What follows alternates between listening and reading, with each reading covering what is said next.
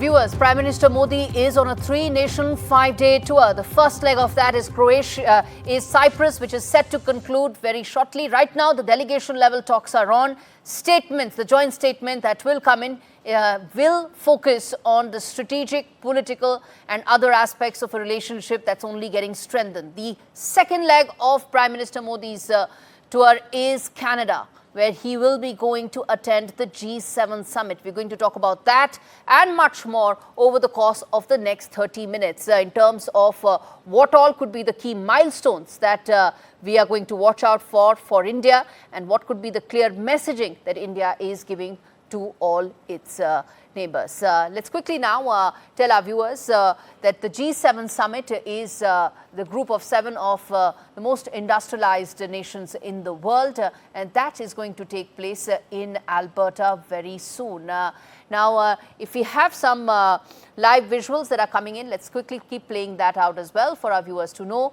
as to how things are unfolding in Cyprus as well, where the delegation level talks are currently underway, and we will be getting an update as far as what the statement is. Okay, let's quickly now play out this report that has all the latest updates in terms of the G7 and why it matters. Because Canada and the United States, that would really be something. From an annexation threat, I might go up with that tariff in the not too distant future. to punishing tariffs that threaten to cripple the Canadian economy. US President Donald Trump has deployed an economic shock and awe strategy against America's former beloved neighbor. But under a new Prime Minister, Mark Carney, and on their soil, Canada would like to respond at the G7 summit. We're focused on the issues. We're still facing and intensifying unjustified tariffs from our largest trading partner. And the best way to respond to that is to respond at home, to build strength at home. While the G7 summit in Kananaskis is drawing immense attention to see how President Trump tees off on a land that many believe he's coveting for its resources. However, there's another bilateral equation that is being watched with equal, if not more interest. Who's ready to stand up for Canada with me? These two men will meet during the G7 summit after 2 years of frosty ties between New Delhi and Ottawa. Build Canada strong. Prime Minister Carney extended an invitation to India a week ahead of the G7 summit in Canada. Prime Minister Modi accepted the invite, and what followed was Carney defending his decision in the face of mounting scrutiny from both domestic critics and international observers. Fifth largest economy in the world, effectively the most populous country in the world, central to a number of those supply chains, at the heart of a number of those supply chains, so it makes sense. India's global economic stature is not the only reason why it will be at G7. For host Canada, mending ties with India is critical right now. Facing betrayal from the United States, Canada is looking to diversify its trade relationships. India is one of the 3 big economies of the region, apart from China and Japan. Canada's Indo-Pacific strategy of 2022 highlighted the significance of India in the world's fastest-growing region. Indo-Pacific accounts for more than 1/3 of the global economic activity and is projected to represent half of the world's GDP by 2040. Bilateral equations apart for Prime Minister Mark Carney, successfully securing a G7 statement in the face of an unpredictable President Trump, diverging priorities of the G7 members because of the trade upheaval caused by the United States and the geopolitical tensions will remain a challenge. In Canada, this is Maha Siddiqui for NDTV.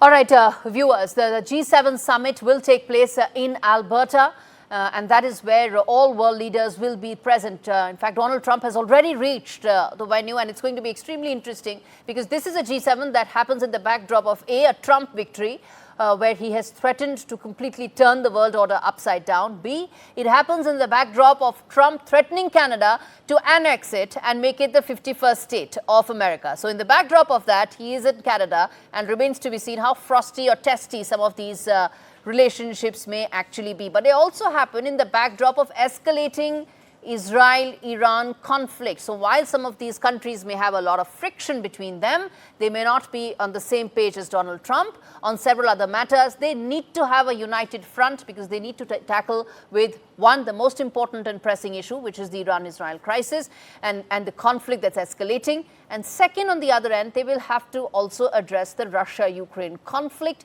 that still remains largely unaddressed. And just ahead of the G7 summit, the third phone call between President Putin and President Trump took place. Another matter of great discomfort for some of the allies of America. So that's the backdrop in which this G7 is going to take place. On your screens, we're telling you what exactly is it. It's a group of 7 most industrialized countries in the world. Why is India there? Well, you take out India, the average growth rate of the G7 countries is sub 2%. You take in India there, which has almost 7% growth rate. You suddenly realize that unless you include growth engines in the world, how do you actually put forward a roadmap for the future? Also, the populous country in the world, the largest democracy in the world, how do you take out that and then try and put forth some sort of an agenda for the world, which is why India matters so much. It is invited as a guest country every year since 2019, barring 1 year due to COVID when it could not take place. This will be important for 3 reasons. There'll be messaging in terms of, as I said, the conflicts that are currently on which India also has a very strong view, the only country to have back channels and strong lines of communication across all these countries that are at war and conflict with each other.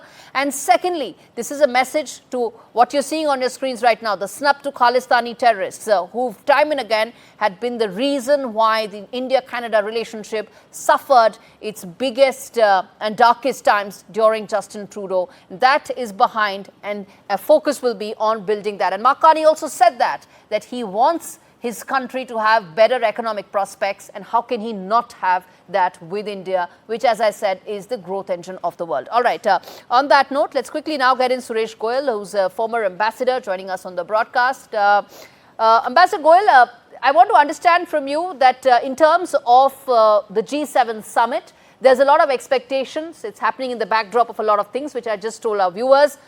What would be your 2 or 3 takeaways that you would ideally want from this summit for India and, of course, for the world? Good question, Gauri. Thank you very much, first of all. 2 or 3 things. G7 summit, G7 meeting, or the grouping itself, has changed a lot since it was established. It was established in response to the oil crisis. Today, it is not the oil crisis anymore, but it is a grouping of major industrialized countries with a lot of political weight along with them. If you look at the composition, these are mostly the countries from the, so to say, liberal democratic order: Japan, USA, Italy, France, Germany, etc., etc. And therefore, the agenda, number 1 point really here is that the agenda of the meeting itself is not really so much economic as, of course, economic is there, but it's really the political changes which are taking place around us and how to deal with those political changes. And India being there, then to have its voice right on the word go is important, because India from Asia is the second or number 2 most important player on the international issue. China is 1, India is second. So number 1, the political role that India has to play, number 1. Number 2, India is meeting all these countries when there are so many global challenges. Right. India has played an important role in the past, and India will be impacted by the outcomes of these phenomena, whether it is Iran, Gaza, or it is Ukraine. And therefore, to really know how to deal with these changes and the impact on India, economic as well as strategic, will be important. Right. Lastly, and you said 3. So my third point really here is that India will have to find out from these countries how they look at Indian positions on strategic balancing, including on the international terrorism. It is sad, I would say, that while every country among all these seven were critical of Pahalgam, what happened in Pahalgam, none of them condemned Pakistan on what they had done. And therefore, I think to have a clear-cut position on where they stand with India will be important. Gauri. Right. And the second thing I want to ask from you is that specifically with regard to the India-Canada relationship, it saw its nadir during Justin Trudeau, the Khalistani angles. It got defeated in the election as well. Jagmeet Singh lost. Mark Carney has said that he wants to revive the relationship. Where do you see that going from here on? Important question. I think the way we should look at Canada is Carney has indicated that he does want to have a change in the relationship. It was quite useful and heartening to see that he personally invited Prime Minister Modi. Of course, there was a delay in extending invitation to Prime Minister Modi, but he did invite personally on the phone, and Prime Minister Modi is going to be there. I think we should really look at the overall tapestry of the relations. Canada is an important partner, both in terms of trade, in terms of economic linkages. Community, of course, is important. And I think given, and also in the first world order, Canada is an important partner. I think what we should be doing is the irritants we have had in the past and which will continue in the future.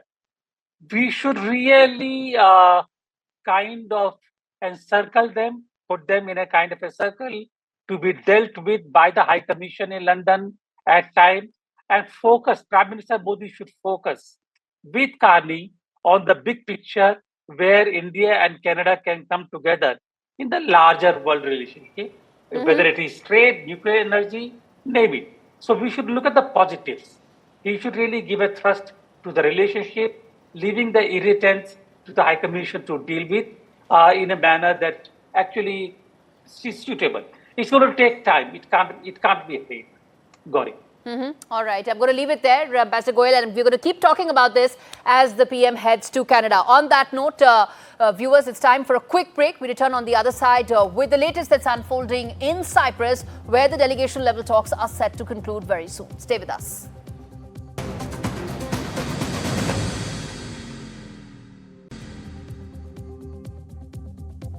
All right, viewers, these are live visuals coming in of the delegation level discussions that are currently underway between India and Cyprus. Prime Minister Modi is holding these limited, restricted delegation level discussions with the Cyprus president, and that will pave the way for, it's expected that a joint statement will come out, and the press statements will give a sense of what will be the thrust and focus of the India-Cyprus relationship going forward, both in terms of business as well as strategic aspects.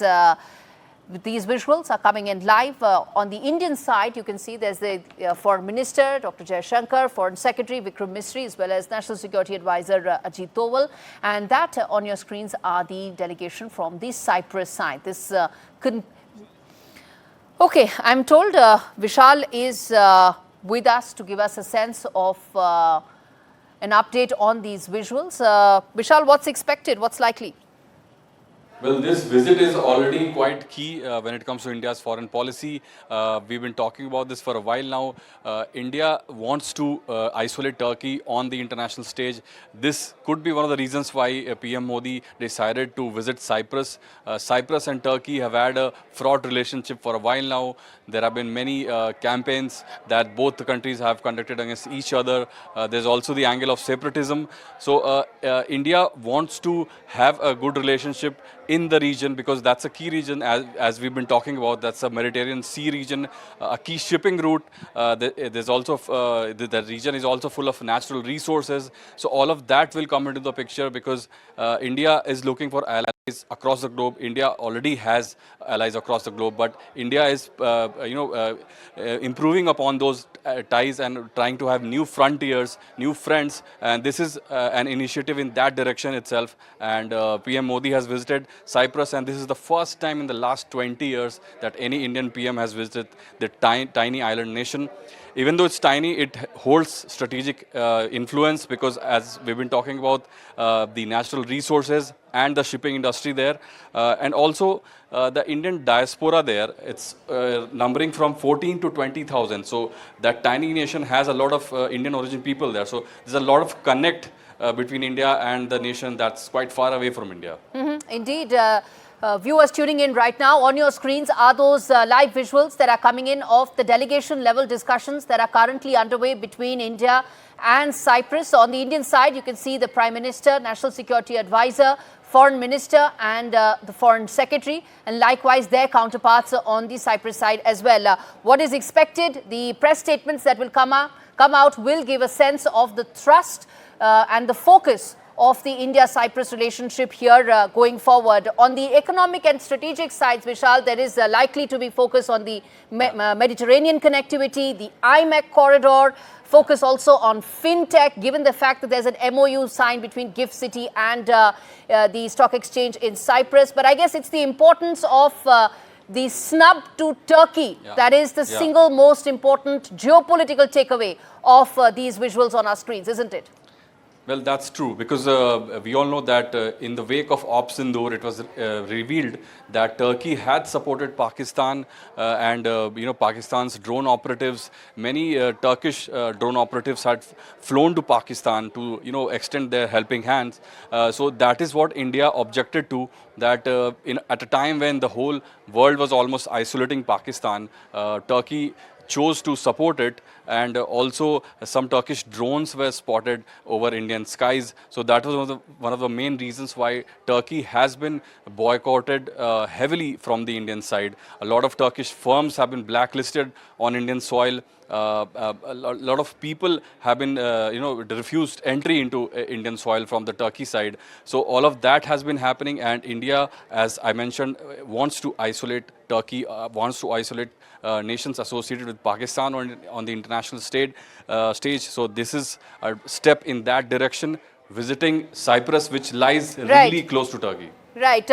So viewers, Greece, Turkey and Cyprus have been engaged in a very long war. Turkey, in fact, illegally occupies a third of Cyprus territory, something on which talks have gone but haven't progressed at all. In the backdrop of that, this visit, the first visit after Operation Sindoor, is to Cyprus. That's the big headline here. The first visit of the Prime Minister is to Cyprus, a country which has an uneasy relationship with Turkey because Turkey occupies a third of Cyprus's territory. So this has a very strong messaging there, and along with that, the several strategic aspects to it. And I want to come to that as well, Vishal, because the IMEC corridor, the Mediterranean connectivity, that I think could be a very large long-term boost for India, and also India's aspirations to be a regional heavyweight when it comes to geopolitical and geoeconomic strategies.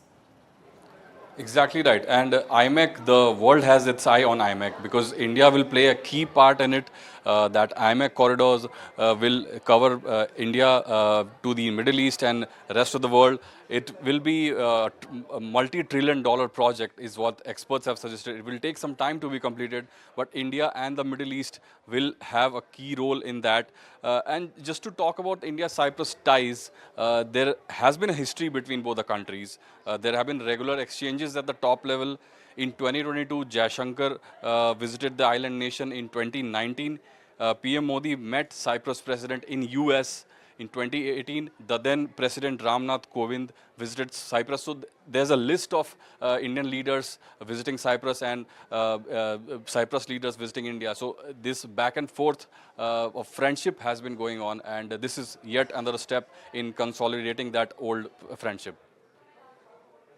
And let me now focus on the EU presidency that will come to Cyprus in the first half of 2026. It has a direct impact on the messaging when it comes to Cyprus has been a very, very strong votary of India's position when it comes to terrorism. It has been a very strong votary of India's position on Kashmir, and also backs New Delhi completely. So when Cyprus takes the rotational presidency of the European Council next year, it has several impacts, doesn't it, on the political side, and also, of course, on the EU-India trade talks that have been progressing, but yet to, of course, close. That's exactly right. And India has been doing these FTAs, taking step in the direction of signing FTAs across the globe. Recently, India signed an FTA with UK, one of the attractive destinations for consumers on both sides. So an FTA with EU will be, on the top agenda of Indian administration as well. And positive steps have been taken in that direction. EU chief recently hinted that there could soon be a deal between India and EU in the ranges of FTA. So that will have to be seen. There is some time in that, but it's been happening. And also, India is set to sign FTA with US, is what the reports have been suggesting. So through FTAs, India has been reaching out to multiple countries. And when Cyprus is at the helm of affairs at EU, India's newfound consolidated relationship with Cyprus will definitely play a role. Yeah. And I'm going to wrap this up right here. Vishal, thanks much for joining us on that big story, viewers, that we're going to keep coming back to with all details, all updates on your screens, viewers. If you're tuning in right now, are those latest visuals that are coming in of the Prime Minister's visit to Cyprus, delegation level talks that are currently underway. The press statement is what we are awaiting. That will give a sense of the direction and the trust areas of this partnership going forward. Message to Turkey, also likely to fit into India's larger geopolitical game plan, where it sees itself playing a major role in the Mediterranean Sea and the Mediterranean region. Also fits in well, Cyprus fits in well for India's aspirations of the India, Middle East, Europe corridor, which is the counter to China's BRI, which is all about debt, and this is all about development. On that note, well, viewers, on that note, a quick break. News and updates continue on the other side. Stay with us.